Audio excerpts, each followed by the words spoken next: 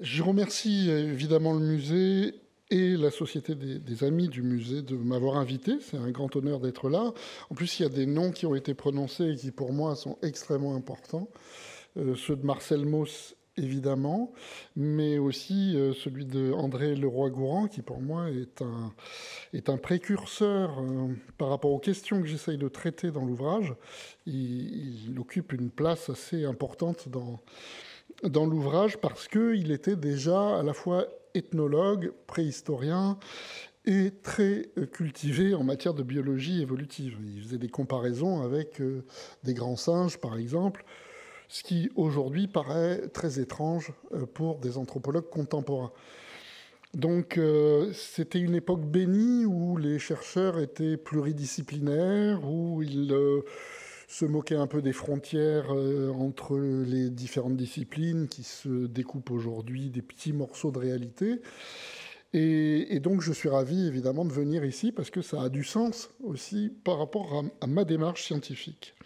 Alors vous avez un titre de la conférence qui n'est pas le mien, mais que j'ai trouvé très bon. Donc le mien était beaucoup plus technique.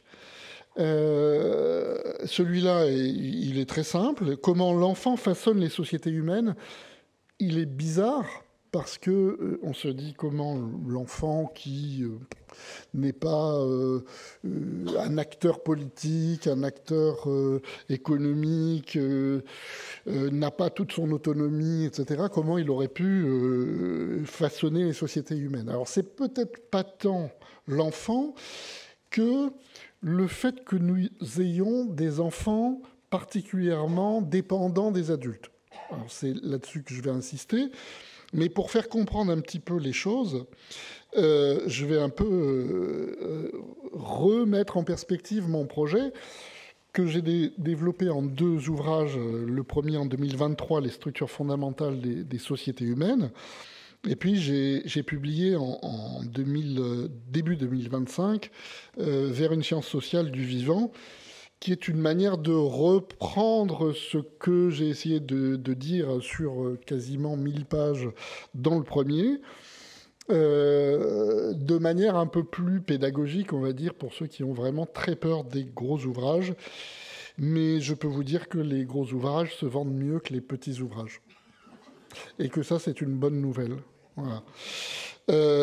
Donc c'est sur ces deux ouvrages-là que j'appuie mon propos. C'est un travail au long cours. Ça m'a demandé beaucoup de temps de travail.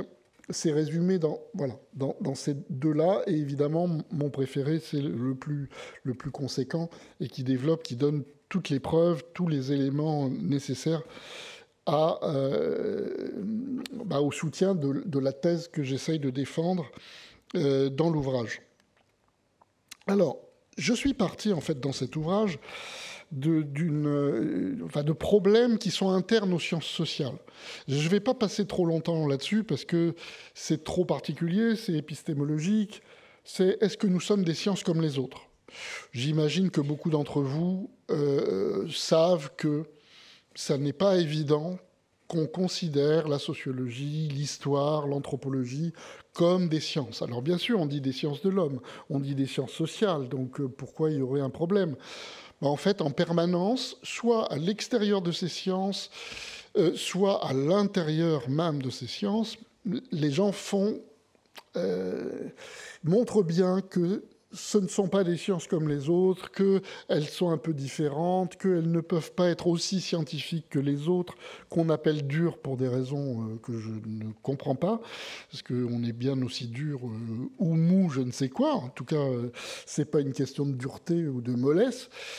Et on a un vrai problème dans les sciences humaines et sociales, globalement, collectivement, à affirmer notre scientificité. Et pour moi, affirmer sa scientificité, c'est accepter d'aller vers la formulation de grands principes, de grandes lois de fonctionnement. C'est comme ça que toutes les sciences ont progressé. Il y a des lois de la physique, il y a des lois de la biologie, il y a des lois dans tous les domaines. Et nous n'avons pas formulé ces choses-là. On a aussi très peu d'invariants. Dès qu'on parle d'invariants, les gens disent « Ah ben ça, c'est pas pour nous ». en sciences sociales, puisque nous travaillons que sur de la diversité culturelle, sur des variations, sur des singularités culturelles. Le problème, c'est qu'on ne fait pas de science sur des singularités. La science, c'est... Il n'y a de science, comme disait l'autre, que du général.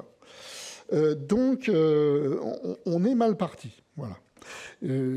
On n'a pas toujours été dans cette situation-là. Les fondateurs des sciences sociales, Émile Durkheim, Marcel Mauss, son neveu, en Allemagne, Max Weber, Marx aussi, tous ces fondateurs des sciences sociales, qui étaient allemands ou français, ont parlé le langage de la loi, ont essayé de formuler des lois. Vous en avez chez ces auteurs, je ne vais pas passer de temps à les rappeler, mais ils croyaient en ça, parce qu'ils savaient ce que c'était que faire science. Et donc, pour eux, c'était évident qu'il fallait aller vers cette formulation de loi. Alors, depuis, on a abandonné l'idée de fonctionner, d'aller vers une formulation de loi, de principes, d'invariants, etc. On ne croit pas en une cumulativité scientifique possible, il n'y a pas de progrès scientifique possible dans les sciences sociales, et on rappelle de manière très rituelle la phrase de Max Weber que je vous ai mis et que vous avez peut-être lu pendant que je vous parlais, à savoir que il y a des sciences auxquelles il a été donné de rester éternellement jeune. C'est le cas de toutes les disciplines historiques, de toutes celles à qui le flux éternellement mouvant de la civilisation procure sans cesse de nouveaux problèmes. Ça veut dire quoi? Ça veut dire que les sociétés bougent, se transforment, et on ne peut pas avoir des lois générales, d'après Max Weber, sur un objet qui bouge. Bon. Cet argument ne tient vraiment pas, puisque tout bouge en matière d'univers, tout bouge en matière de vivant.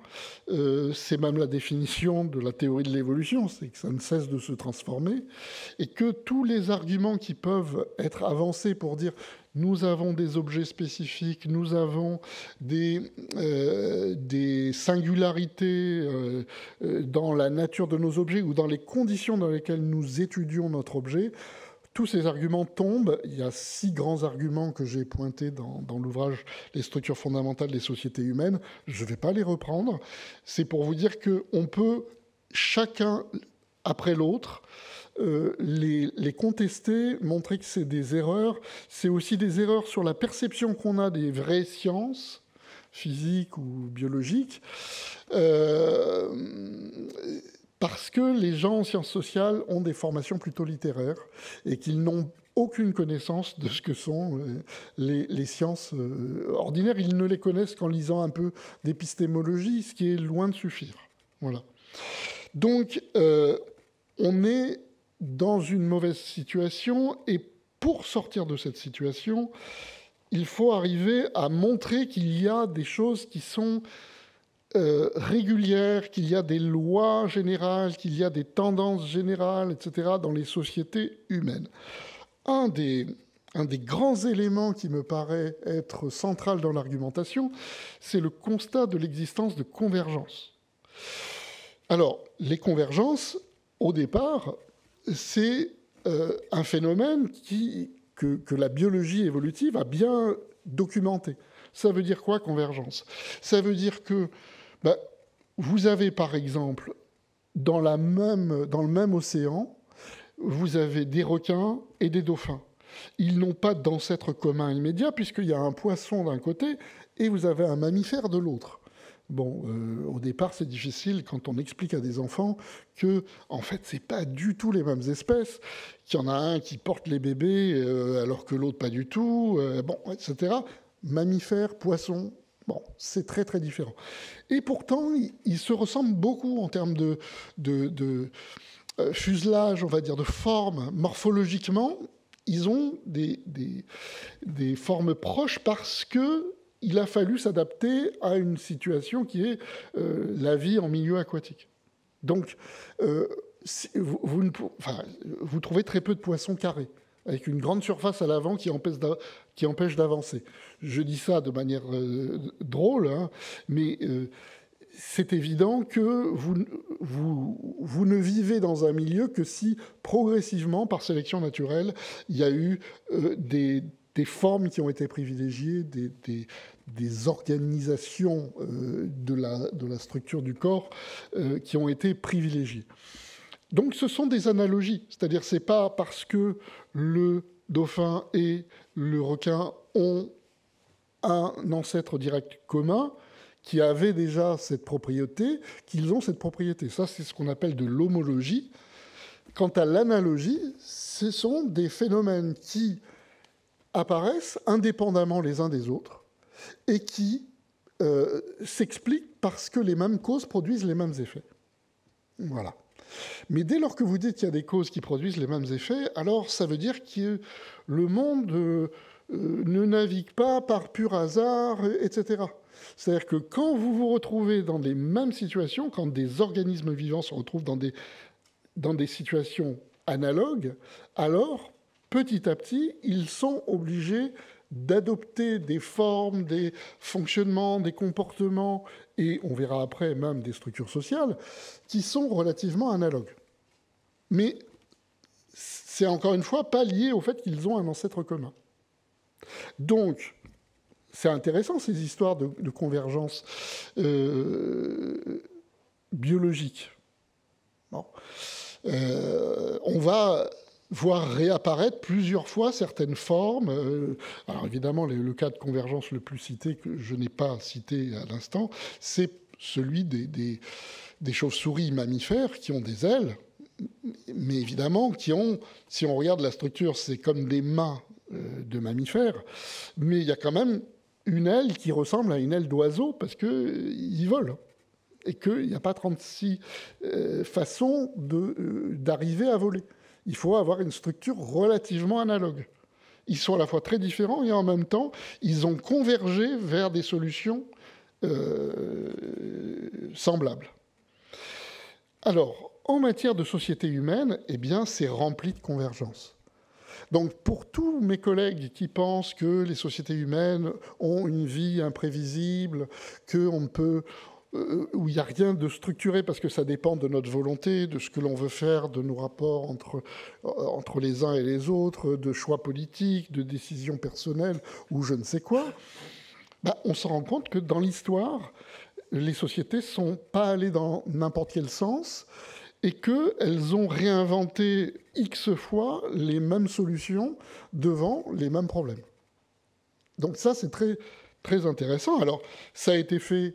et c'est grâce à Françoise Héritier que j'ai repéré ses travaux au tout début, puisqu'elle citait beaucoup Alexandre Goldenweiser, qui est un grand anthropologue, qui prenait des planches de dessin comme ça, il mettait les dessins de différents types de haches, ou de massues, ou de lances, ou de canoës, venant de sociétés qui n'étaient pas en contact culturel. Parce qu'évidemment, il y a un problème pour un anthropologue de savoir si c'est parce qu'ils se sont connus à un moment donné ou ils viennent d'un même groupe humain qui, après, par migration, est parti un peu partout. Voilà. Mais ils avaient dès le départ, par exemple, la pratique en question. Bon. Ou bien s'ils n'avaient pas cette pratique et ils l'ont inventée ou réinventée à X reprises dans des contextes complètement différents où ils n'étaient absolument pas en contact les uns avec les autres. Alors, c'est le cas des haches, des lances, des canoës, de la poterie, etc., qui a été inventé, réinventé dans des contextes sans rapport les uns avec les autres. C'est le cas de l'apparition de l'agriculture dans 8 endroits différents du monde. Il y en a qui pensent que c'est un peu plus même. Donc voilà, on peut se dire quand même, inventer l'agriculture, c'est pas rien. Et pourquoi des gens qui n'ont aucun lien entre eux se mettent à inventer exactement la même chose? Bon, si on ne croit pas qu'il y a un grand créateur qui est en train de diriger tout ça et qui dit bon là maintenant c'est le temps de passer à l'agriculture, à l'élevage, etc. Alors il faut quand même se rendre compte qu'il y a des forces sociales qui sont présentes et qui travaillent toutes les sociétés humaines de la même façon. Et quand elles ont à faire face aux mêmes problèmes, elles trouvent des solutions très proches. C'est le cas aussi de l'apparition de l'écriture, qui a connu plusieurs foyers d'invention dans différentes civilisations. C'est le cas aussi de l'État, qui est quand même quelque chose d'assez lourd. Alors évidemment, hein, il y a toujours des gens qui vont dire oui, mais l'État en Mésopotamie, c'est pas l'État en Égypte, qui n'est pas l'État qui s'invente ici en Amérique du Nord et ainsi de suite. Oui, il y a toujours des variations. Hein. Je n'ai pas dit sur les haches, mais vous avez toujours un petit truc culturel qui va faire varier avec des manières de dire je suis du clan machin, etc., de mettre des traits dessus, de faire des dessins particuliers, etc. Mais en fait, fondamentalement, on trouve à peu près la même situation, la même solution. Ce n'est pas du copier-coller, évidemment, mais vous retrouvez des choses, encore une fois, très, très proches. Donc ça devrait conduire à un peu plus de confiance dans la possibilité de faire science, parce que le monde social est rempli de ces régularités, de ces choses qui apparaissent indépendamment les unes des autres dans des sociétés très différentes et sans contact les unes avec les autres. Donc ça, c'est quand même une belle preuve de l'existence de lois sociales générales. Et on va vers ce que j'appelle des lignes de force invariantes qu'on trouve dans toutes les sociétés humaines. Alors j'en ai listé 10 dans l'ouvrage, mais il y en a plus. Il y a plus de lignes que ça. Et il y a des gens qui travaillent sur des lignes nouvelles à l'heure actuelle, des choses qui sont en cours.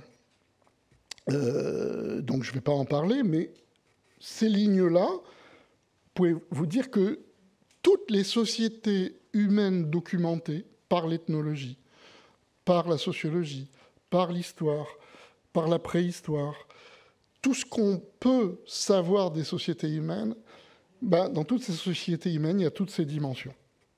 Ce sont des lignes de force invariantes qui existent partout. Et autour de ces lignes de force, il y a des variations culturelles permanentes. C'est pour ça que c'est très très compliqué de faire l'étude des sociétés humaines, parce que quand vous allez directement, comme beaucoup de mes collègues, et comme je l'ai fait pendant longtemps, directement vers une société donnée à un moment donné, vous avez ces lignes de force qui sont dans un état culturel particulier. Vous ne savez pas ce qui relève de la variation culturelle, ce qui relève de l'invariant, et donc vous ne comprenez pas grand-chose en fait à ce que vous êtes en train de faire. Et comme vous n'avez pas de comparaison par rapport à d'autres sociétés humaines, parce que vous avez travaillé sur une société particulière, eh bien tout est trop compliqué. Voilà. C'est ça la situation des chercheurs en sciences sociales, c'est qu'ils trouvent tout compliqué, et ils ont raison de trouver tout compliqué.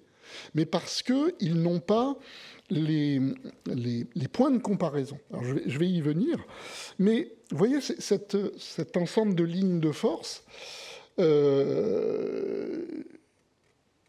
c'est des choses qui peuvent paraître évidentes, mais les gens ne reviennent pas sur ces questions-là. Par exemple, pourquoi il n'y a pas de société humaine qui n'ait pas de système de parenté? Pourquoi? Personne ne répond à cette question-là, parce que la question est trop large.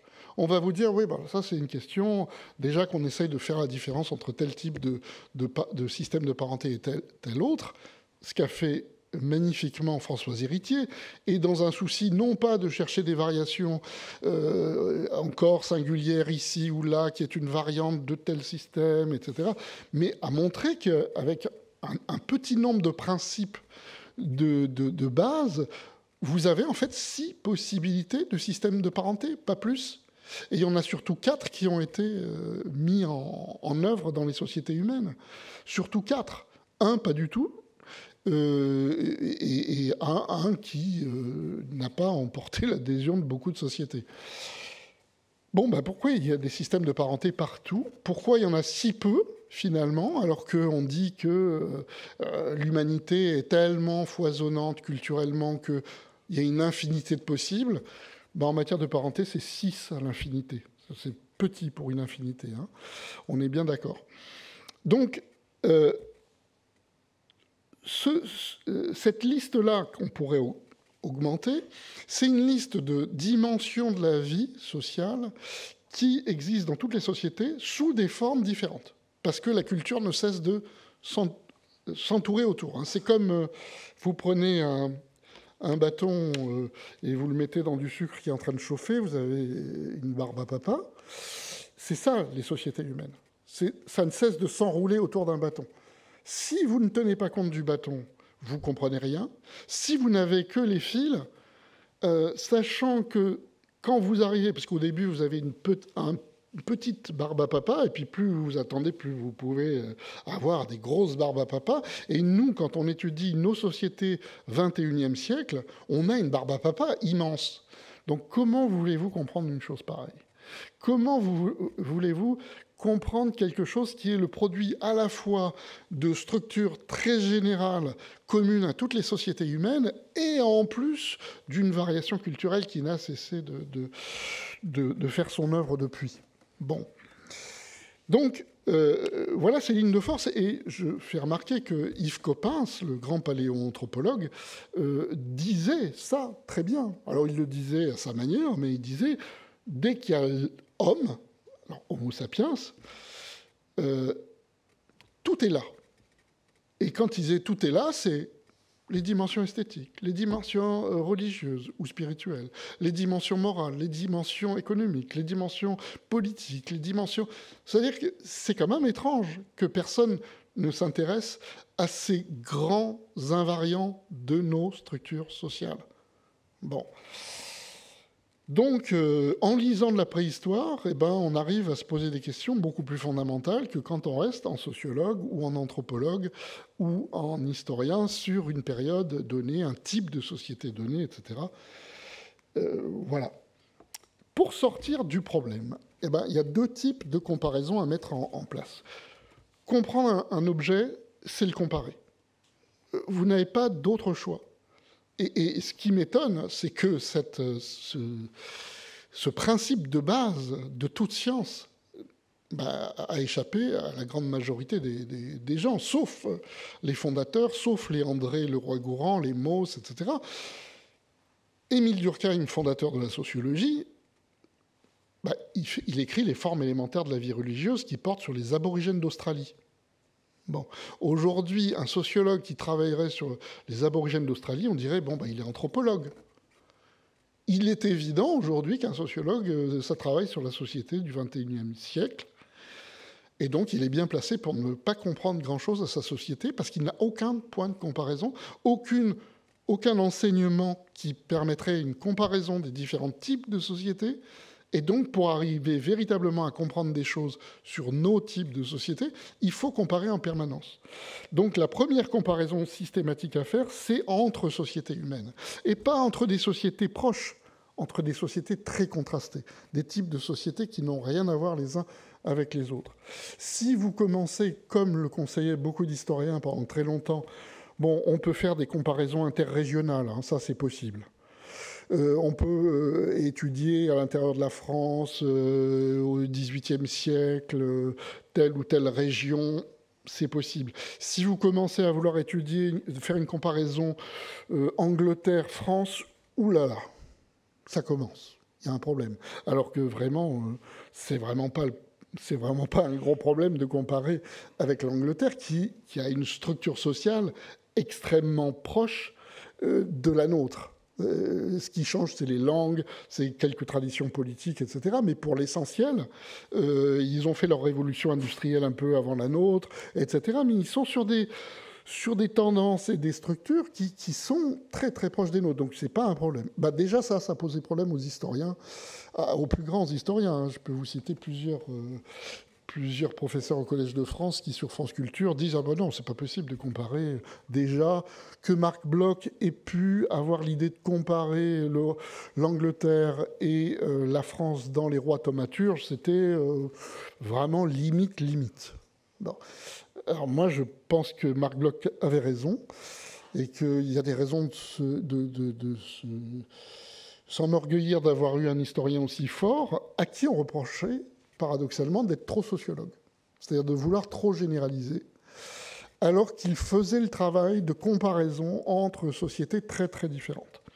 Alors, j'ai dû appuyer bêtement sur le bouton, celui qui a pratiqué cette comparaison systématique intersociété humaine, c'est l'anthropologue Alain Testard, qui en prenant, en faisant une lecture très rigoureuse de nombreuses monographies sur des types de sociétés très différentes, chasseurs-cueilleurs, Afrique lignagère, Chine antique, Grèce Rome antique, société féodale, société moderne qui devient capitaliste, etc., etc.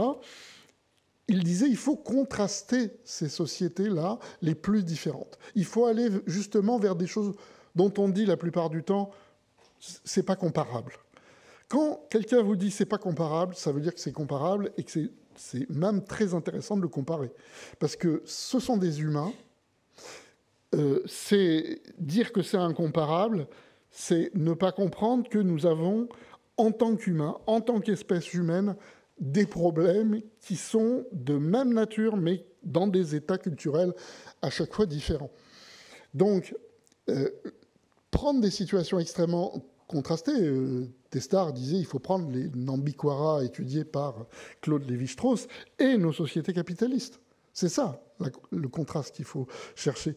Pas se dire on va comparer l'Allemagne et la France, l'Angleterre et l'Allemagne, etc. Enfin, ça n'a pas beaucoup de sens.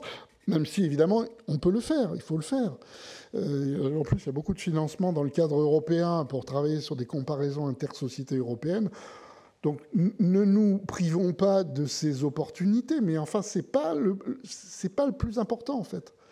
Et il faut quelques chercheurs comme Testard, comme Marcel Détienne aussi, qui a écrit un livre formidable, Comparer l'incomparable, je crois, ça s'appelle, très provocateur pour des historiens et des anthropologues, de dire non, il faut comparer ces choses-là dont on dit en général aux étudiants, il ne faut jamais comparer ces choses-là. J'ai un mot d'ailleurs de Carlo Rovelli, qui est physicien, rien à voir, mais qui dit quand on vous dit que là, il ne faut surtout pas le faire, que vous n'êtes pas sur la bonne voie, vous avez toutes les chances de faire des progrès scientifiques importants. Voilà. La deuxième grande comparaison, alors ça c'est encore autre chose, mais c'est des comparaisons interespèces, et plus précisément entre des sociétés humaines et non humaines, d'animaux humains et d'animaux non humains. Car évidemment, nous sommes des animaux. Je le rappelle, parce qu'on finit par l'oublier. Vous avez beaucoup de gens qui écrivent des papiers en disant l'homme et l'animal. Ah bon ? Donc l'homme et l'animal homme, vous voyez, ils ont beaucoup travaillé dans tous les secteurs de la biologie évolutive pour remettre les humains parmi les primates qu'on s'efforçait de distinguer, etc. Et ça longtemps après Darwin. Donc oui, nous sommes des animaux parmi d'autres. On dit spécifique, mais une baleine par rapport à un drosophile, je vous assure que c'est très spécifique. Et qu'un chimpanzé par rapport même à un ouistiti, c'est très spécifique, etc., etc. Donc, on n'est pas plus exceptionnel que les autres, on est différent, et justement, c'est dans la comparaison qu'on peut arriver à comprendre qu'est-ce qui ferait la spécificité humaine. Alors, pourquoi aller vers ces choses-là ? D'abord parce que la biologie évolutive, c'est poser les questions que les sociologues, anthropologues et historiens ont cessé de se poser. Voilà. Et ils ont cessé de se poser les questions de pourquoi il y a du social plutôt que pas de social ? Pourquoi on s'organise collectivement ? Et là, on découvre évidemment qu'une des solutions d'adaptation, de survie dans le règne animal, c'est la solution sociale. C'est-à-dire que le social, c'est pas une affaire d'humain. C'est pas une affaire spécifiquement humaine. Moi, je suis sociologue, donc je suis normalement censé être spécialiste du social. Normalement, le social, ailleurs que dans l'humanité, devrait m'intéresser. Or, on m'a pas formé pour ça. De la même façon, alors en anthropologie, là le terme dit qu'on se centre sur l'homme. Mais est-ce que les anthropologues qui travaillent aussi sur les structures sociales pas des mêmes sociétés au départ, hein, sur des sociétés dites primitives pendant très longtemps, sociétés de chasseurs-cueilleurs, sans État, sans écriture, sans richesse, etc. Ces anthropologues peut-être comprendraient mieux ce qu'ils observent s'ils pouvaient comparer avec des structures sociales, par exemple, de grands singes qui nous sont proches, puisqu'on a des ancêtres communs il y a à peu près 6 millions d'années. Et ça, c'est une question que seule la biologie évolutive et l'éthologie ont posée. Pourquoi il y a du social qui apparaît? Une très petite partie des abeilles sont sociales. C'est celles qu'on connaît. Elles vivent en ruche, colonies. C'est un mystère parce que c'est à peu près 20 000 espèces d'abeilles sur Terre. Enfin, à l'heure où je vous parle, il doit y en avoir moins parce que ça ne cesse de baisser à cause de nos pesticides. Enfin, bon, vous connaissez le problème. Et pourquoi il y a si peu d'espèces d'abeilles sociales? Pourquoi une grande partie sont des abeilles dites solitaires, où en fait on ne vit pas en groupe, on ne vit pas en colonie, où il y a un mâle qui féconde une femelle, qui s'en va après. Bon, donc il y a eu une interaction, mais ça s'arrête là. Puis la femelle crée une cellule pour pondre les œufs, elle laisse à manger à l'intérieur, elle referme la cellule et elle s'en va. Et les petits se débrouilleront tout seuls. Bon, ça, c'est ce qu'on appelle des animaux solitaires. Ça ne veut pas dire qu'ils sont totalement solitaires. Encore une fois, il faut des interactions mâle-femelle pour se reproduire, notamment. Mais ça ne fait pas des sociétés extrêmement intégrées. Ça ne fait pas de l'hypersocialité comme on la connaît dans les sociétés humaines, c'est clair. Par contre, quand il y a des espèces sociales, par exemple les abeilles, ben là, vous trouvez des formations extrêmement structurées avec la division du travail, avec ceux qui nettoient, ceux qui vont chercher à manger, ceux qui défendent la colonie, celle qui pond en permanence des œufs, qui est la mère de toutes les femelles qui sont là, qui sont ses filles. Et comme elle vit très longtemps, ben, ses filles vont mourir génération après génération, alors qu'elle, elle continue à rester en vie. Et ce sont ces filles qui s'occupent de la nouvelle progéniture, qu'elle ne cesse de pondre. Alors c'est encore bien plus effrayant, si j'ose dire, en termes de nombre chez les termites, où là, c'est des centaines de millions d'œufs pondus par une seule femelle. Il y a un couple royal. Et voilà. Alors, c'est des sociétés très, très spéciales, mais alors qu'ils se sont organisées de manière extrêmement rigoureuse, avec une communication qui passe par par les phéromones, par les odeurs, par des danses pour les abeilles, par des vibrations, des antennes, etc. Et cette communication montre aussi tout le réseau un peu complexe de structuration de ces sociétés, de ces formes d'organisation collective. Et on se rend compte que les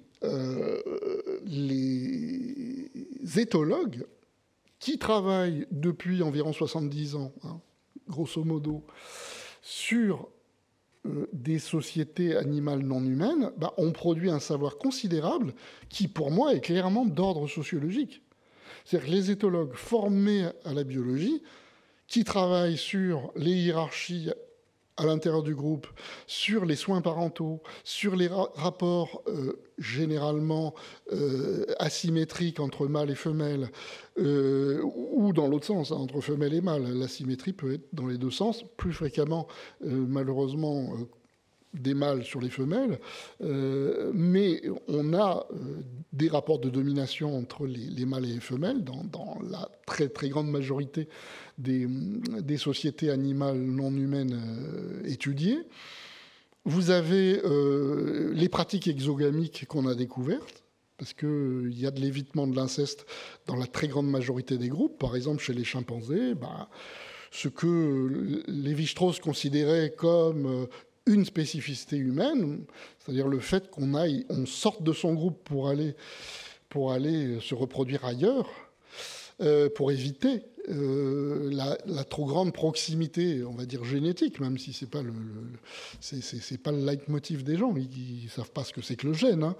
Mais par contre, il y a des règles qui fonctionnent, des lois de fonctionnement, et ces lois de fonctionnement, ben, elles existent dans des sociétés animales non humaines. Ce qui a quand même, quand on l'a su, bouleversé ce que nous considérions comme spécifiquement humain. Voilà. Non, l'évitement de l'inceste n'est pas spécifiquement humain, et je pourrais même dire que les sociétés humaines sont particulièrement lâches avec cette question de l'évitement de l'inceste. Ce serait une conférence en soi, donc je ne vais pas en parler, mais il y a plein de cas où on autorise tout à fait officiellement des incestes dans certaines sociétés. Mais tout ça pour vous dire que les éthologues, ils travaillent depuis très longtemps sur des sociétés aussi, et ils étudient des régularités, des rapports de domination, des hiérarchies, des pratiques exogamiques, des pratiques quasi politiques. Hein, si vous regardez les travaux de Franz de Waal sur les groupes de chimpanzés, où le pouvoir, bah, ça se conquiert grâce à des alliés, à des alliances qu'on se fait, etc. Les mâles dominants ne sont pas d'affreuses brutes, contrairement à ce qu'on peut imaginer. Quand les gens disent « Ah, c'est un mâle alpha », on a l'impression que c'est une grosse brute. En fait, beaucoup de chimpanzés arrivent à maintenir leur pouvoir parce qu'ils ont des amis, parce qu'ils sont en groupe, parce qu'ils ont des alliés, et que pour maintenir les alliés, pour faire leur campagne, on va dire, bah, ils vont être gentils avec tout le monde, ils vont épouiller, parce que c'est très important quand on a des parasites d'épouiller son ami. Et c'est pas une mince affaire, hein, c'est-à-dire on croit que c'est juste un truc de communication comme ça entre chimpanzés, non, c'est une condition de vie, de qualité. Et plus vous êtes dominant, plus vous faites épouiller quand même par les autres. Ce qui prouve qu'il y a quand même un avantage à dominer. Je le dis au passage. Il y a un accès aux femelles plus fréquent pour les mâles alpha, etc. Bon, à la nourriture aussi. Bref, il y a des avantages quand on est dominant dans toutes les sociétés, qu'elles soient animales enfin animales non humaines ou humaines. Mais en fait, on voit bien que toutes ces dimensions-là peuvent être comparées avec nos propres sociétés, et que pour arriver à comprendre ce qu'il y a de commun chez l'homme, il faut sortir de l'humain. Il faut sortir d'Homo sapiens.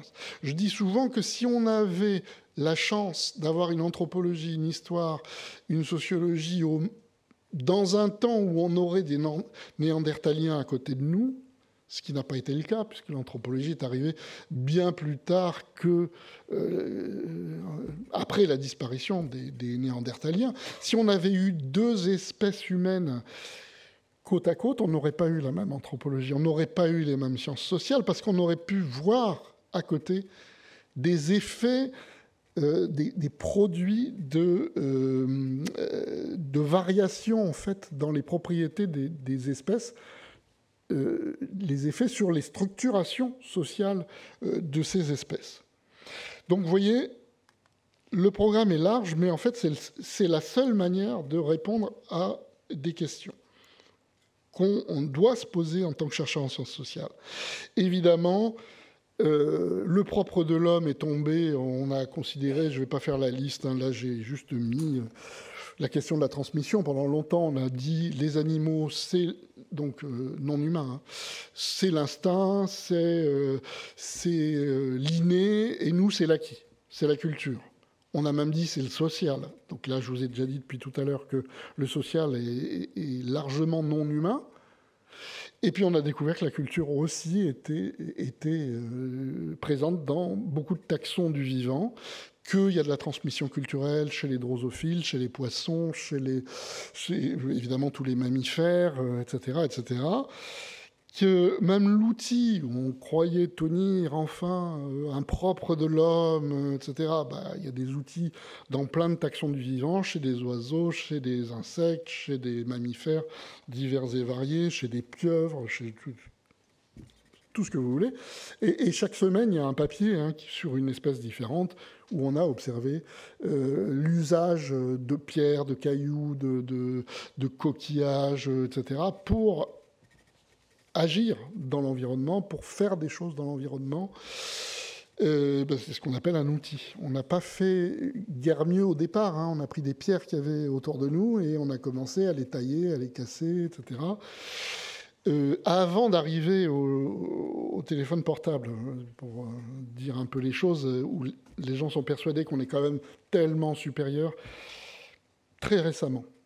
Très récemment, et je signale qu'il y a une telle division du travail que je crois que dans cette salle, personne ne sait fabriquer un téléphone portable, ou alors j'en serais vraiment très étonné. C'est-à-dire, on est intelligent collectivement, mais on n'est pas universellement intelligent. Il a fallu une grande division du travail pour arriver à des progrès technologiques effectivement tout à fait incroyables par rapport à ce que peuvent produire d'autres espèces non humaines. Alors, j'en arrive, et il faudrait que j'avance vraiment. Il me reste quoi? On avait commencé... Il doit me rester un quart d'heure à peu près. C'était à peu près ça. J'en arrive au point qui est central sur la question des liens entre des propriétés biologiques et des conséquences sociales de ces propriétés sur la structuration des groupes humains en général. Alors là, je vous en ai mis une liste, je pourrais augmenter la liste. Par exemple, Françoise Héritier, là, quand j'ai mis uniparité, elle a beaucoup insisté dans certains de ses textes sur l'uniparité, c'est-à-dire le fait que nous ayons à chaque fois, statistiquement, le plus fréquemment, c'est un seul enfant.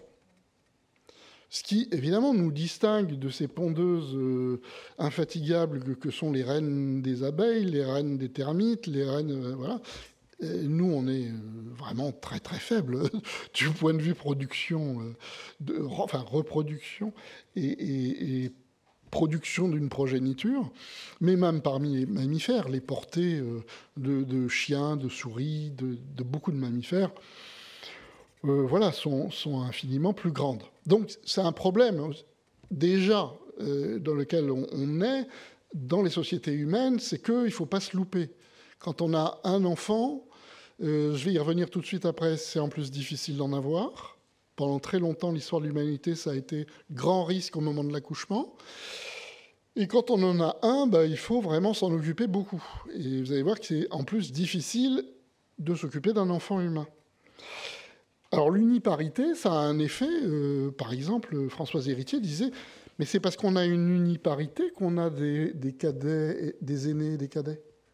C'est parce qu'ils se suivent dans le temps, et que cette suite dans le temps va avoir des conséquences, je vais y revenir tout à l'heure. Mais on croit que la biologie n'a rien à voir avec les structures sociales.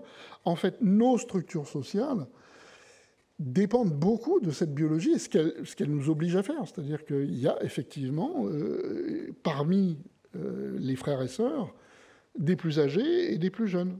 Ça peut même être des écarts assez conséquents, puisqu'on a quand même des longues périodes de procréation possibles pour des humains. La grande longévité, je dis un mot, mais nous sommes culturels, nous apprenons des choses, nous transmettons des choses, mais si on vivait 4 à 5 semaines comme certaines abeilles, on n'aurait jamais décollé culturellement. Si on vivait quelques mois, même quelques années, on n'aurait pas décollé culturellement. Avoir une grande longévité, c'est la possibilité d'accumuler des expériences pendant très longtemps. Bon. Cette longue expérience accumulée, c'est une première chose importante. La deuxième chose importante, c'est que quand vous vivez très longtemps, c'est-à-dire des décennies, vous avez une chance de vivre à 3 générations en même temps. Je ne sais pas si vous avez entendu parler de la théorie de la grand-mère qu'ont développée les paléoanthropologues, mais le fait que dans beaucoup d'espèces, quand la femelle n'est plus féconde, elle meurt. Vous avez même des espèces, les pieuvres par exemple, les femelles, elles pondent et elles meurent immédiatement après. Il y a un mécanisme biologique qui fait qu'une fois que vous avez accompli la tâche de reproduction de l'espèce, vous mourrez. Nous, entre le moment... heureusement qu'on n'a pas cette expérience-là, sinon personne ne voudrait accoucher, hein, je pense. Il y a un temps incroyable et il y a cette ménopause qui n'est pas présente chez de très nombreuses espèces. Il y a quelques autres espèces qui ont aussi cette ménopause et nous vivons longtemps, les femmes vivent longtemps après le moment de la ménopause. Et une des thèses soutenues, alors discutées encore, mais quand même, c'est que les grands-mères auraient été sélectionnées parce qu'elles aident beaucoup à l'éducation des enfants, à l'élevage des petits. Parce que ça demande beaucoup, beaucoup d'attention et que les grands-mères, quand on documente un peu qui s'occupe des petits, les grands-mères, elles sont jamais bien loin dans des sociétés de chasseurs-cueilleurs comme chez nous. Vous faites une enquête aujourd'hui sur qui s'occupe des petits. Bon, les grands-mères qu'il y a dans la salle doivent opiner du chef, j'imagine, en me disant oui, on s'en occupe. Voilà. C'est d'ailleurs plus les grands-mères que les grands-pères, même si je pense que ça change petit à petit. Mais voilà, on a une grande longévité, 3 générations où peuvent se transmettre culturellement des choses. Ça explique par exemple que les sociétés, par exemple d'éléphants, soient dirigées, alors c'est les sociétés matriarcales, c'est des groupes de femelles dirigées par la femelle la plus âgée, qui a toute l'expérience du groupe, qui sait déplacer le groupe pour aller chercher de l'eau, pour aller chercher à manger, pour se préserver des prédateurs, quelle stratégie il faut adopter pour éviter de se faire manger ou attaquer par certains prédateurs. C'est parce qu'elles ont du savoir, parce qu'elles ont de l'expérience cumulée, qu'elles dirigent ces groupes. Voilà.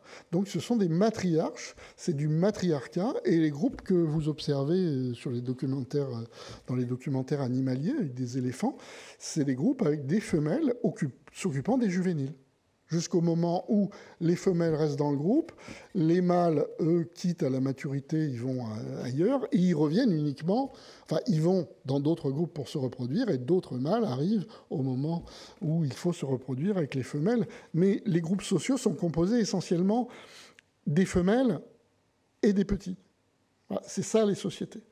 Donc vous voyez qu'à chaque fois, les sociétés sont extrêmement dépendantes des propriétés biologiques de l'espèce. On voit bien que ça n'agit pas, ça ne contraint pas de la même façon ces espèces différentes. Alors, parmi celles-là, il y a l'altricialité secondaire. Alors, l'altricialité secondaire, c'est 500 pages de mon livre sur les 970, donc je ne vais pas vous faire un résumé détaillé, mais il y a tellement de conséquences que je vais quand même les signaler pour que vous voyez, vous ayez une idée de toutes ces conséquences sociales. La conséquence sociale numéro 1, c'est que nous sommes des mammifères, qu'il y a gestation. Ce qui définit un mammifère, c'est notamment la gestation et l'allaitement. Ça crée quelque chose autour de l'attachement entre la mère et l'enfant. Voilà. Cet attachement mère-enfant qui a été longuement documenté, qui a eu des effets sur des théories psychologiques, comme celle de John Bowlby, par exemple, la théorie de l'attachement. D'ailleurs, Bowlby lui-même faisait des comparaisons avec d'autres espèces de mammifères, et c'est ça qui était intéressant, c'est qu'il disait, en fait, le phénomène de l'attachement n'est pas propre, en fait, aux humains. Il aurait pu enfermer, boucler les choses sur l'humain, en fait, pas du tout. Cet attachement mère-enfant, ce resserrement qui fait que si vous prenez une mère chimpanzé, mais elle veut même pas que vous preniez son petit dans les bras. Elle le tient, elle le lâche pas, elle le protège des mâles qui voudraient les tuer, parce qu'il y a de l'infanticide quand même dans ces groupes. Et cet attachement, il est extrêmement fort et il a été sélectionné. Si vraiment vous aviez chacun pour soi, hein, le gène égoïste, d'accord, j'ai eu un petit, mais ma vie ne se réduit pas à ça, il meurt, le petit, tout simplement.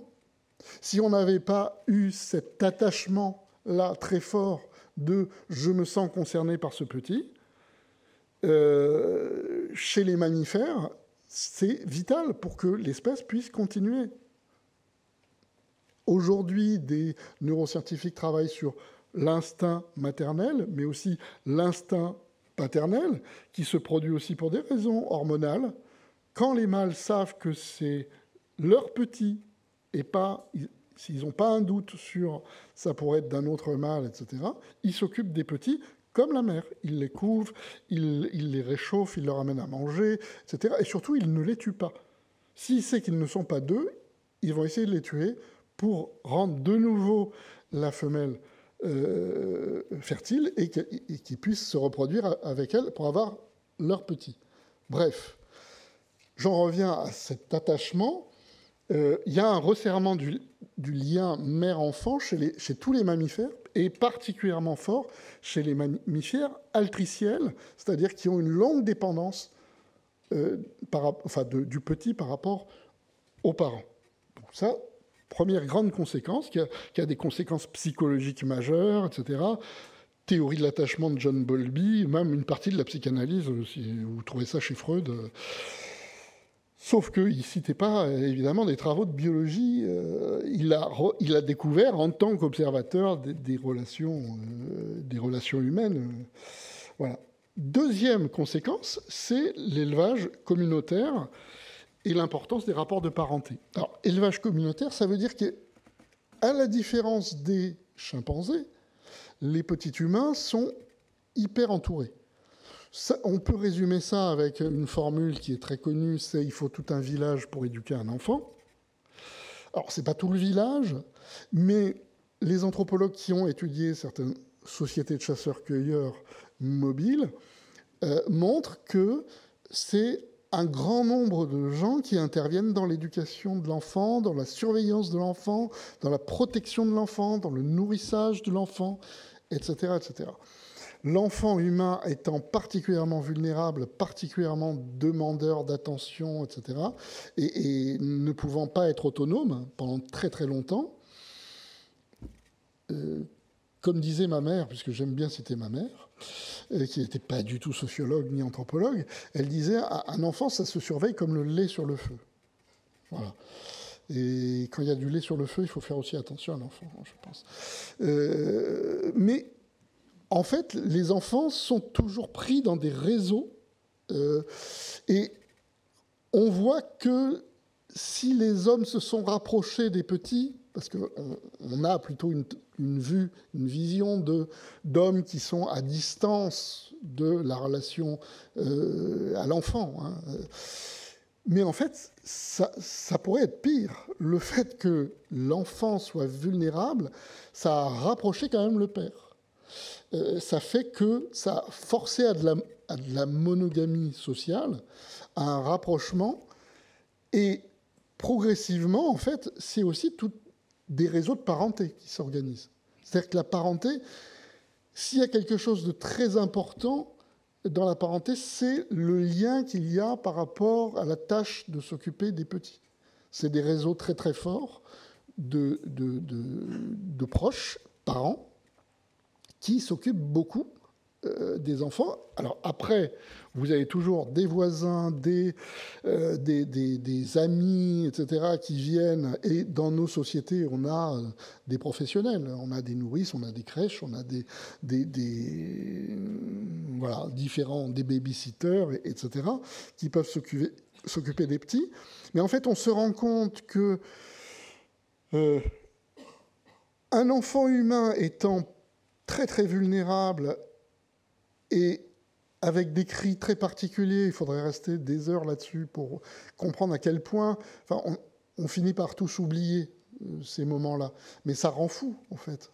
Ça rend fou de s'occuper d'un petit. Et si on est isolé avec un petit, c'est la dépression, c'est la possibilité d'abandonner le petit tellement on n'en peut plus. Parce que les mères qui se retrouvent seules avec leurs enfants, ce qui est le cas le plus fréquent, évidemment, elles n'ont pas assez de sommeil, elles sont des sortes de zombies au bout d'un moment avec leurs gamins, elles n'ont pas les bons réflexes, etc. C'est complètement épuisant.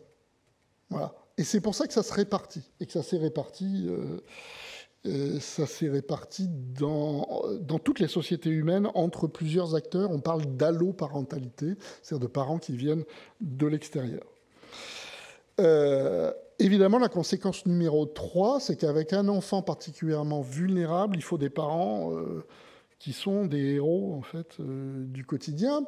Il y a une sorte de don de soi, de sacrifice, d'altruisme, et Darwin soulignait ce fait-là. C'est-à-dire que plus vous avez un enfant qui a besoin de ses parents, plus la disposition altruiste s'est développée. Et Darwin disait, c'est par les femmes que la civilisation s'est développée. Je pense qu'il a fondamentalement raison, mais qu'il faudrait un réseau de preuves très très long pour attester de cette idée. Il avait l'intuition que cette nécessité qui a d'abord été féminine de s'occuper des petits, et d'abord été féminine pour des raisons d'allaitement et de gestation, hein, au départ, pour des raisons biologiques, dont on est progressivement en train de sortir pour des raisons qui seraient trop longues à développer. Mais voilà, cette relation-là fait que ça crée des adultes qui sont altruistes. Vous ne pouvez pas être égoïste quand vous êtes un parent. C'est pas possible. Ou alors, vous laissez tomber votre enfant. Il y a des cas d'abandon, il y a des cas d'infanticide, il y a des parentaux, etc. Mais si vous voulez faire vivre votre progéniture, c'est vraiment beaucoup de temps. Et un temps long, c'est pas quelques heures, quelques semaines, quelques mois, c'est des années. Et ça pèse très très lourd. Voilà. Bon. Alors, dans les choses les plus... Alors, qui fâchent un peu, c'est que dans cette situation de l'enfant extrêmement vulnérable qui vit une altricialité secondaire, alors c'est un terme, c'est le terme le plus technique que j'emploie dans l'ouvrage, mais c'est un terme de zoologiste, c'est quelqu'un qui s'appelle Adolphe Portman, qui comparait les espèces en termes de développement ontogénétique, c'est-à-dire comment on devient adulte, quoi, de petit à jeune adulte indépendant, autonome. Ben, c'est variable selon les espèces, et vous avez des espèces extrêmement précoces avec des petits qui se débrouillent très rapidement. Vous voyez, si on compare avec les chimpanzés les petits chimpanzés sont sevrés à l'âge de 4 ans. On se dit, ah, c'est tard. Mais ce que vous ignorez, c'est qu'au départ, les chasseurs-cueilleurs, les traces qu'on a prouveraient que nous aussi, c'était 4 ans. Et c'est pas un hasard si on était très très proche du modèle des chimpanzés. C'est-à-dire qu'on sevrait très très tard. Et que d'ailleurs, dans des milieux populaires, pendant très très longtemps, on a sevré très tard les petits. Bon. Mais à la différence de nous, les chimpanzés, à 4 ans, ils deviennent autonomes. Alors, imaginez que nos enfants, à 4 ans, on leur dise « c'est bon, débrouille-toi, va chercher un travail ». Je ne sais pas, essaye de te débrouiller dans la vie. C'est évidemment pas pensable. Il peut y avoir des variations selon les types de sociétés. Il y a des enfants incroyablement plus autonomes quand ils sont dans la pauvreté, qu'ils n'ont pas le choix, et que vous avez des gamins de 8, 9, 10 ans qui sont autonomes sur plein de points, où les nôtres occidentaux se demandent encore s'ils arrivent à faire leurs lacets. Voilà, c'est très long, quoi. Et donc, en fait, on voit que dans cette situation-là de dépendance très longue, dans cette altricialité très très longue, on est les champions de l'altricialité dans toutes les espèces, c'est-à-dire de cette longue dépendance du petit humain, à la fois pour des raisons biologiques, parce que nous passons beaucoup de temps à l'extérieur de l'utérus pour nous développer. Si on attendait un peu trop, l'enfant ne passerait pas. On a une tête trop grosse. Donc, le cerveau continue à se développer à l'extérieur, dans des interactions sociales, etc. C'est à la fois notre vulnérabilité, ce qui a fait mourir beaucoup de femmes en couche, il y a eu beaucoup de mortalité infantile, et progressivement, ça s'est réglé. Aujourd'hui, heureusement, il y a quand même très très peu de cas de mortalité infantile. Enfin, à la naissance, c'est hyper hospitalisé, médicalisé, suivi pendant longtemps, etc. Donc on n'est plus du tout dans les mêmes configurations, mais depuis si peu de temps par rapport aux 300 000 ans d'Homo sapiens. Donc ça a pesé lourd. Et vous avez une dépendance, un rapport de domination et de dépendance des parents par rapport aux enfants. C'est-à-dire, les parents dominent leurs enfants pour le bien de l'enfant. Hein. C'est pas un jugement. Hein. Quand on dit domination, je sais que ça fait peur à beaucoup de gens. C'est pas immédiatement des parents avec des fouets, etc. Il se trouve que des fois, les parents ont eu des fouets à la main pour élever leurs enfants, mais c'est pas le cas dans beaucoup de sociétés hein, qui sont beaucoup plus bienveillantes à l'égard de leurs enfants, qui sont beaucoup plus permissifs, etc. Mais en fait, il y a quand même cette asymétrie, cette balance des pouvoirs énorme entre des parents autonomes et des enfants qui ne le sont pas, entre des parents puissants et des enfants fragiles, entre des parents qui sont cultivés et des enfants qui doivent tout apprendre de ce que la société a produit de nécessaire pour se débrouiller dans la vie quotidienne. Donc, il y a une dissymétrie incroyable. C'est ça, un rapport de domination. C'est que vous avez une partie qui a plus de pouvoir que l'autre. Et ça se voit quand il y a des punitions, quand il y a des sanctions, quand il y a des interdictions, quand il y a des cas d'inceste, d'infanticide, de mauvais traitements physiques, psychiques, etc.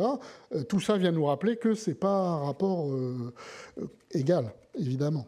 Ça paraît aller de soi, mais je préfère le dire. Mais du coup, cette centralité des rapports de domination-dépendance vont diffuser dans des secteurs extrêmement différents. Alors, si vous regardez les conséquences de ça, elles sont massives. Et on peut convoquer toutes les sciences sociales, l'anthropologie, l'histoire, la sociologie, et on voit les manifestations de ce schème relationnel de domination-dépendance des parents sur les enfants, qui, au départ, ce schème relationnel est lié à de la biologie. Hein.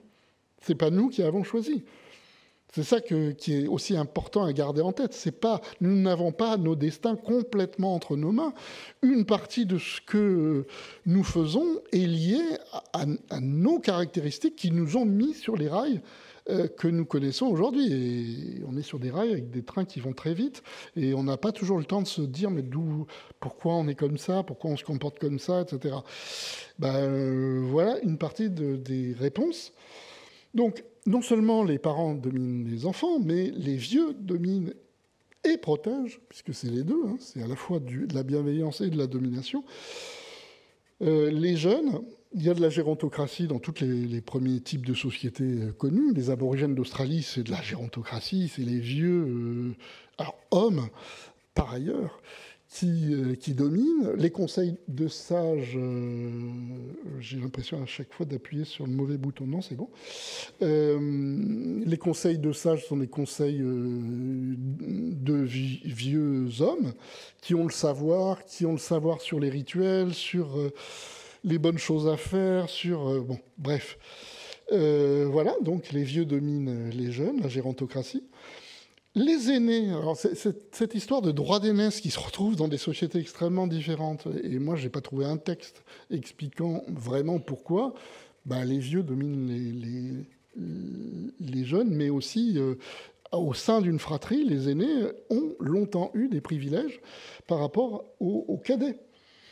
Alors ça s'est un peu modifié dans nos sociétés occidentales, scolarisées, etc., pour des raisons que je n'ai pas le temps d'évoquer, mais vraiment dans des sociétés extrêmement différentes, sur toute la surface du globe, vous avez un privilège, des privilèges de l'aîné par rapport au cadet.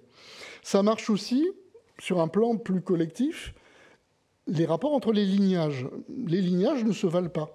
Les clans ne se valent pas. Il y a des clans qui sont au-dessus d'autres clans. Il y a des lignages qui sont supérieurs à d'autres lignages. Et qu'est-ce qui joue ? L'antériorité. C'est-à-dire, si vous pouvez dire « j'ai un ancêtre plus vieux que toi qui était sur ce territoire », alors vous êtes au-dessus. Voilà. C'est-à-dire qu'à chaque fois, vous voyez que le rapport parent-enfant va se transformer en une loi qui est la loi de la supériorité de ceux qui sont là avant les autres. C'est une préférence de l'antériorité par rapport à la postériorité. c'est une loi très très générale qui fonctionne, vous voyez, sur vieux-jeunes. Les vieux, ceux qui étaient là avant, dominent les jeunes. Les aînés dominent les cadets. Les lignages qui ont des ancêtres plus anciens dominent les lignages plus récents. Et j'avance. On continue à voir dans même les formes de la domination masculine tout ce qui est une opposition en termes parents-enfants, c'est-à-dire que les femmes sont réduites à des mineurs, à des cadettes. Alors ça, vous pouvez lire à Françoise Héritier qui dit que ce qui l'a toujours étonné, c'est que dans la plupart des sociétés qu'elle a étudiées ou qu'elle a lu, à propos desquelles elle a lu, eh ben, il y avait des traitements des femmes comme des cadettes. Même quand elles sont les aînées de leurs frères, elles sont quand même traitées comme des cadettes, socialement. Et le fait que des mouvements féministes aujourd'hui disent on nous a longtemps considérés comme des mineurs, c'est tout à fait vrai. Mais au-delà du 19e, 20e siècle français, c'est universel comme histoire, où les femmes sont traitées comme des enfants. Bon, il y a 1000 façons de voir ça dans les rapports hommes-femmes, où il y a une sorte d'infantilisation des femmes, d'irresponsabilité. Enfin, ouais, c'est pas si vieux que ça que les femmes n'avaient pas le droit d'avoir un carnet de chèques. Ma mère n'avait pas le droit d'avoir un carnet de chèques sans l'autorisation de mon père. Il y a des gens qui ont connu ça dans cette salle. Ça nous paraît complètement ahurissant aujourd'hui, mais c'est une manière de dire elle est mineure. C'est aux mineurs qu'on interdit d'avoir un compte personnel.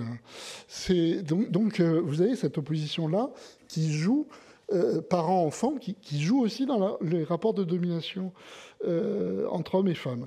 Les colonisateurs qui dominent les colonisés, y a des travaux qui portent sur cette infantilisation des colonisés, sur le fait qu'ils sont irresponsables, qu'ils ont besoin de protecteurs, que les colonisateurs... Alors évidemment, c'est de la justification politique, mais vous voyez bien que le modèle, à chaque fois qui est mobilisé, et quand on parle de ces domestiques en les appelant ces boys, c'est des garçons.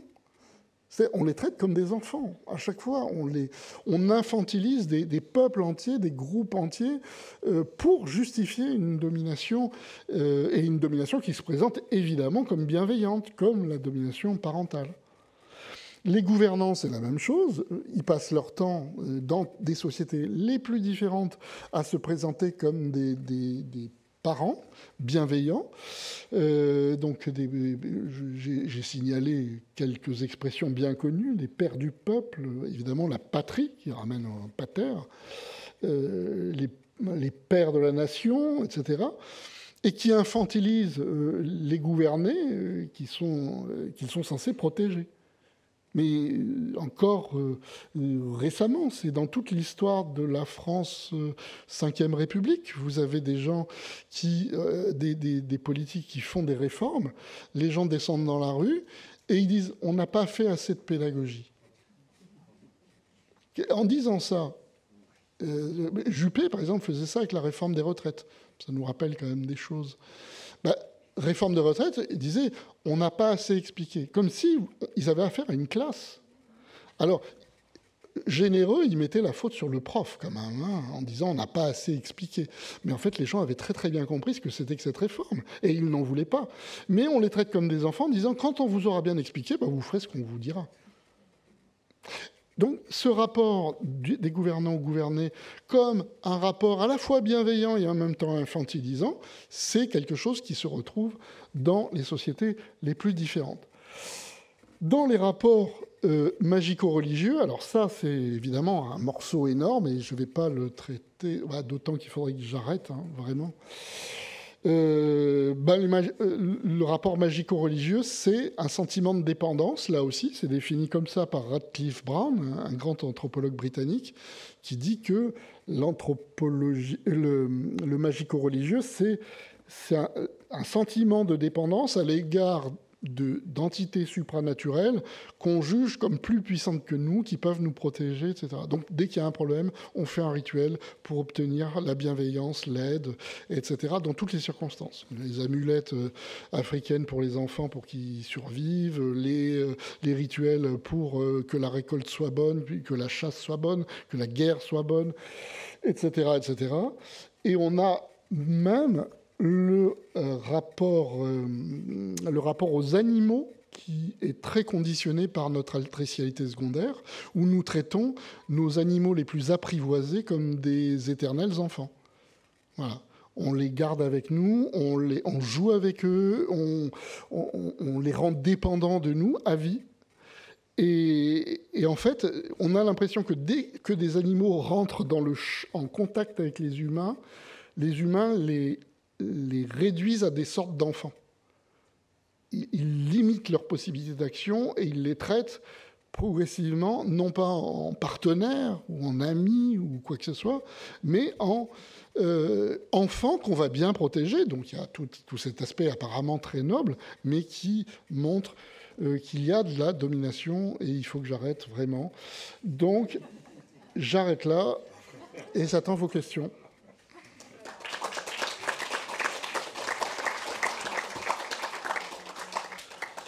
Oui, désolé. Merci beaucoup. On aimerait tellement que vous puissiez continuer. Mais la salle, malheureusement, ne nous le permet pas. Donc, on a quelques minutes pour les questions. Je vous faisais des signes assez forts pour qu'on puisse garder ce petit temps de parole pour les personnes qui sont dans la salle. Où est la première question ? Vous parlez beaucoup de biologie. Je trouve ça très intéressant, mais vous ne parlez pas de physique. Est-ce que vous êtes remonté jusqu'à la physique ? Alors, en fait, j'ai un angle qui est spécifique, mais c'est l'angle énergétique. Oui. Alors, vous avez des éléments de physique, thermodynamique, vers une science sociale du vivant. Mais pourquoi ?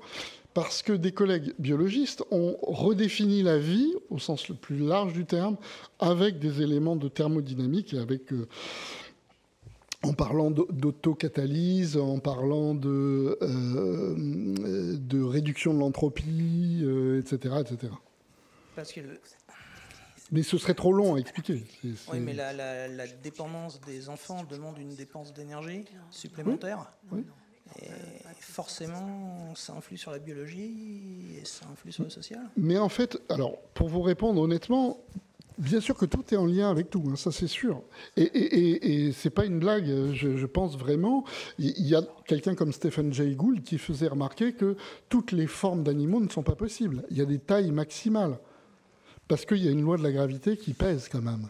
On ne peut pas être trop gros. Il y a des contraintes physiques qui pèsent sur les animaux. Je n'ai pas évoqué sur l'altricialité secondaire, mais le fait de devoir accoucher d'un enfant qui n'est pas terminé, c'est aussi lié à de l'énergie. Parce que un petit enfant humain dans le corps de la mère demande une énergie folle qui n'est pas vivable pour elle s'il allait à terme. Elle mourrait, comme beaucoup de mères d'ailleurs meurent dans d'autres espèces, parce que les petits ont tout mangé, quoi, ont tout pris en termes d'énergie à l'intérieur du corps de la mère. Donc oui, vous avez raison. Mais si vous voulez, moi, j'essaye déjà d'expliquer à mes collègues de sciences sociales qui ont très peur des sciences du vivant que nous gagnerions, comme j'ai essayé de vous le montrer. Pour moi, tout ça, c'est énorme. C'est des pans entiers d'anthropologie qui se comprennent beaucoup mieux si on tient compte de cette simple particularité de l'altricialité secondaire. Mais on est d'accord qu'un jour, il y aura aussi des liens systématiques avec la physique, avec la chimie, etc. C'est évident. Mais ça va prendre... plusieurs décennies, je dirais même centaines d'années, je pense. Probablement, mais ça vous lie à la science. Enfin, c'était mon propos, en fait. Oui. Non, mais on est d'accord,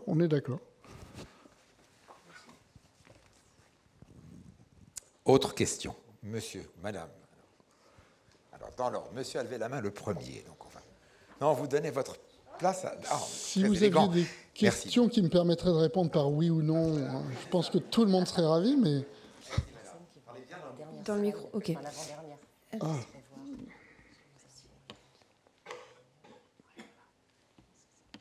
En fait, je me demandais, parce que du coup, vous expliquiez qu'il n'y avait plus vraiment de définition purement sociale, enfin, en sociologie de l'homme. Par exemple, vous déconstruisez l'argumentaire de Lévi-Strauss sur l'inceste. Est-ce que du coup, aujourd'hui, en sociologie, vous utilisez une définition qui n'est pas biologique pour l'humain, ou vous utilisez seulement la définition biologique?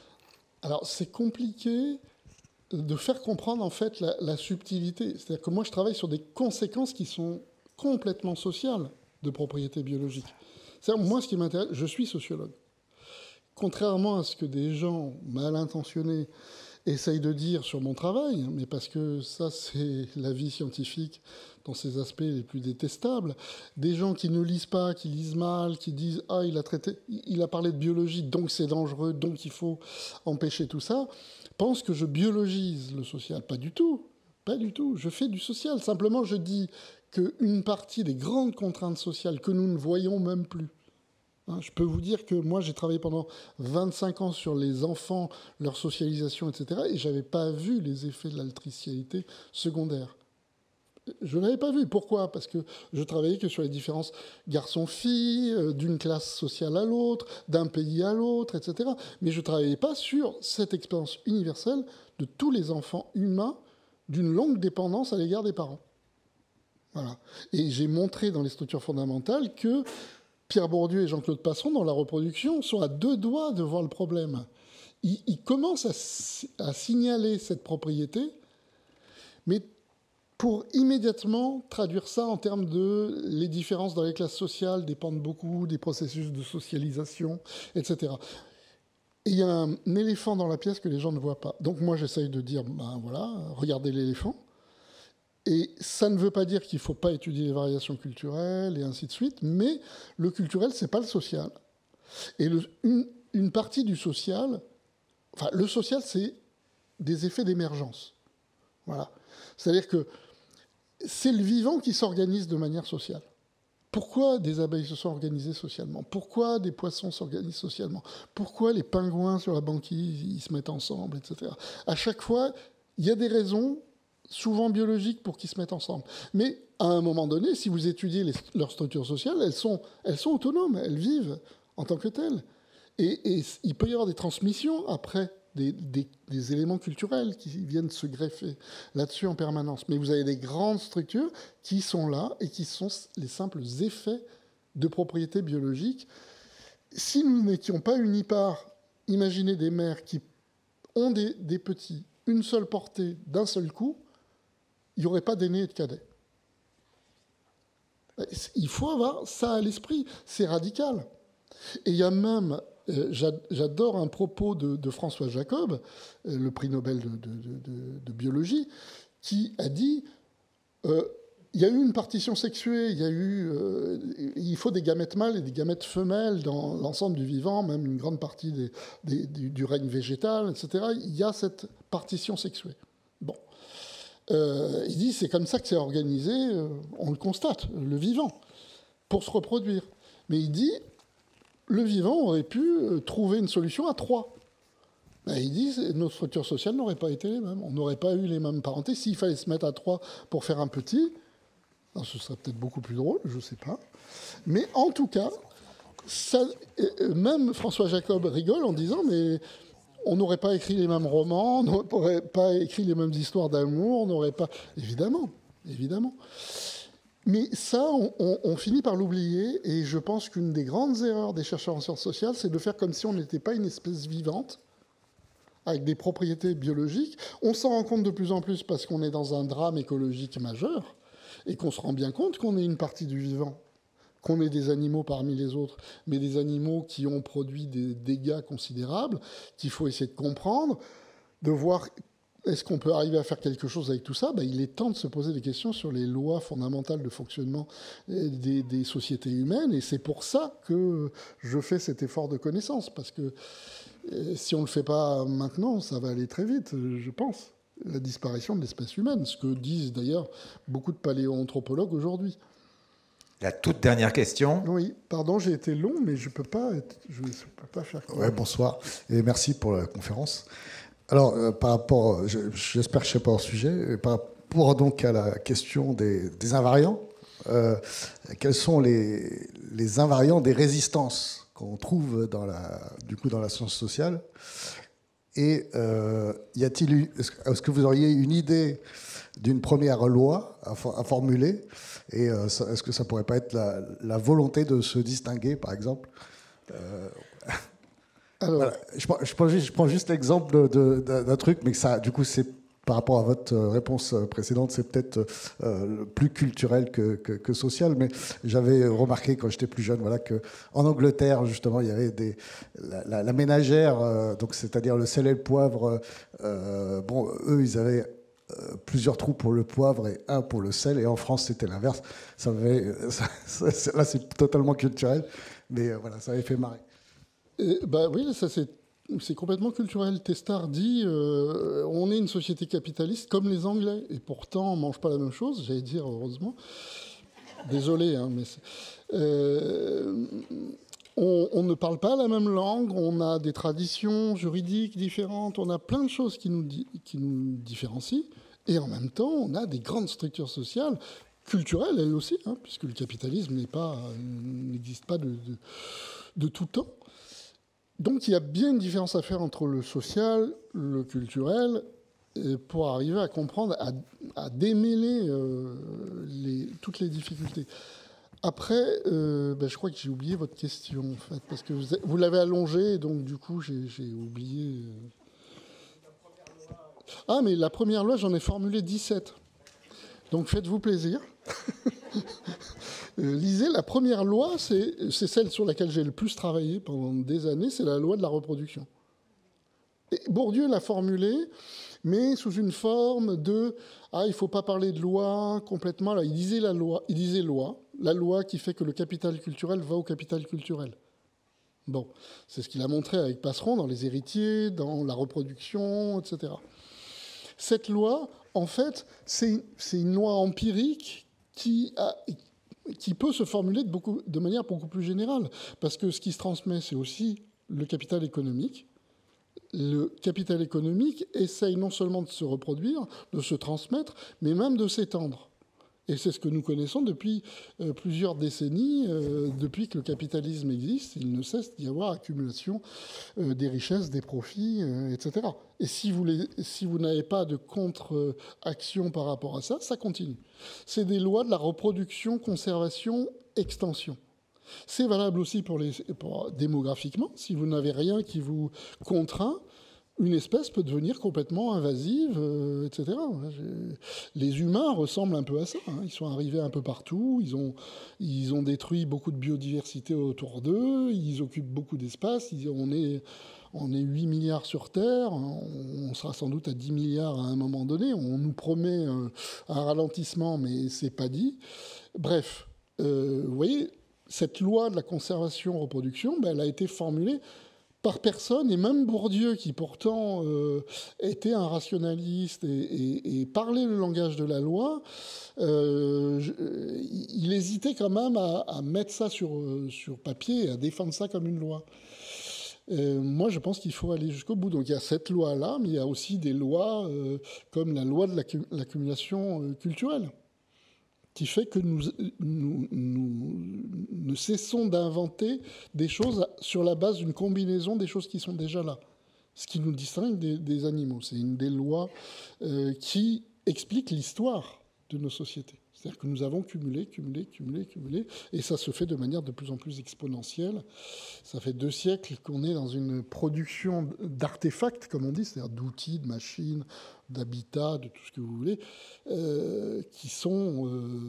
qui dépassent le poids total de la biomasse actuellement.